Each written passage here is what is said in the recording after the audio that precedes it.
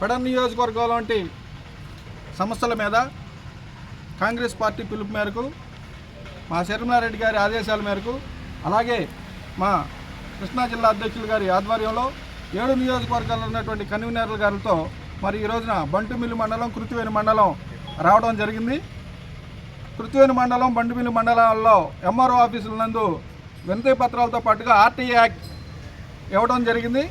ఏంటంటే గత ప్రభుత్వం కానీ వైఎస్ రాజశేఖర రెడ్డి గారు చేసినట్టు చేస్తారనుకుంటే జగన్మోహన్ రెడ్డి గారు నియోజకవర్గాల్లో కొన్ని వందల వేల ఎకరాలు వైసీపీ ప్రభుత్వం ఏదైతే ఉందో అన్యాక్రాంతమైనవి. గతంలో ఉన్న టీడీపీ గవర్నమెంట్ 100 ఎకరాలు గుంజుకుంటే మరి జోగి రమేష్ గారి సారథ్యంలో 2000 ఎకరాలు గుంజుకున్నారని ఇల్తేరు ప్రజలు, మోల్లంక ప్రజలు, వాల్లంక ప్రజలు, అలాగే గొల్లపాలెం, పల్లిపాలెం ప్రజలు వాపోతున్నారు. మా గ్రామాల్లో ఉన్న వందల వేల ఎకరాలు పక్క జిల్లా నాయకులకి అంటకట్టారు. వందల వేల ఎకరాలు వచ్చి చెరువులుగా తవ్వి మాకున్నటువంటి భుక్తిని చెడగొడుతున్నారని కాంగ్రెస్ పార్టీ దగ్గర వాపోవడం జరిగింది. దానిలో భాగంగానే గతంలో ఉన్న ప్రభుత్వ భూములు ఈ రోజున బినామీ పేర్లతో, చెరువుల పేర్లతో అన్యాక్రాంతమైనవి. వాటిని అన్నింటిని బయటికి తీయాలని గతంలో ఉన్న ప్రభుత్వ భూములు ఇప్పుడు అడంగులు మార్చి, ఆర్వారు మార్చి యథేచ్ఛగా లక్షల నుంచి 10 లక్షలుగా అమ్ముకోవడం జరిగింది. వీళ్ళ బినామీ పేర్లతో ఉన్న వాళ్ళందరూ బయటికి రావాలని ఎవరైతే ఇచ్చారో ఎంఆర్ఓ గారికి దాని బాధ్యత వహించి వాటిని ఆర్టీ యాక్ట్ ప్రకారం గతంలో ఉన్న సర్వే నెంబరు ప్రభుత్వ భూమి అయితే ఈ రోజున బినామీ పేర్లుగా ఎందుకుంది దాని మీద విచారణ జరిపించి ఆర్టీ యాక్ట్ వేయటం జరిగింది. త్వరలో ఇమ్మని ఎంఆర్ఓ గారిని క్వశ్చన్ చేశాం.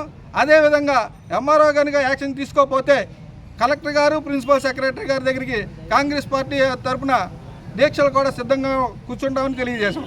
అదేవిధంగా బంటుమిల్లి మండలం, కృతివేణి మండలంలో మంచినీటి సదుపాయాలు లేవు. మరి ఇన్నేళ్ళైనా స్వతంత్రం వచ్చి 70 సంవత్సరాలు అయినప్పటికీ ఈ నియోజకవర్గ ప్రజలకి గుక్కిడి మంచినీళ్ళు అందించలేకపోతున్న నాయకులు ఈ రోజున ఈ నియోజకవర్గంలో ఉన్నారు. ఎందుకంటే ఓట్ బ్యాంక్గా వాడుతున్నారు తప్ప వాళ్ళ సమస్యలు తీర్చట్లా. మరి పక్క నియోజకవర్గం మచిలీపట్నం చూస్తే మంగినిపూడి బీచ్ తాగడానికి నీళ్లు పనికిరావు. బీచ్ ఏరియాలో అక్కడ కూడా ట్యాప్ తిప్పితే మంచినీళ్ళు వరదల్లాగా వస్తున్నాయి. మరి ఇక్కడ నీళ్లు ఎందుకు ఇవ్వరు? ఇక్కడే పక్కనే ఉన్న వాటర్ ట్యాంక్ ఎందుకు బాగు చేయరు? పక్కన ఉన్న చెరువుకి సంపు ఎందుకు కట్టరు? ఖచ్చితంగా ఈ నియోజకవర్గంలో ఈ 2 మండలాలకి ఇంటింటికి పంపిస్తానని గతంలో మేము హామీ ఇచ్చాం. కాంగ్రెస్ పార్టీ తరఫున మేము హామీ ఇచ్చాం. ఖచ్చితంగా మీరు కూడా వాటర్ ప్రాబ్లం సాల్వ్ చేస్తారని ఓట్లు వేయించుకున్నారు.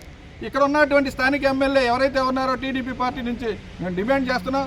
త్వరలో ఇంటింటికి పంపు అందించకపోతే శర్మిలారెడ్డి గారికి దృష్టిలో తీసుకెళ్తాం. వీళ్ళ వాటర్ సమస్య మీద ధర్నాలు, దీక్ష కూడా సిద్ధంగా ఉంటామని తెలియజేస్తున్నాం. Thank you.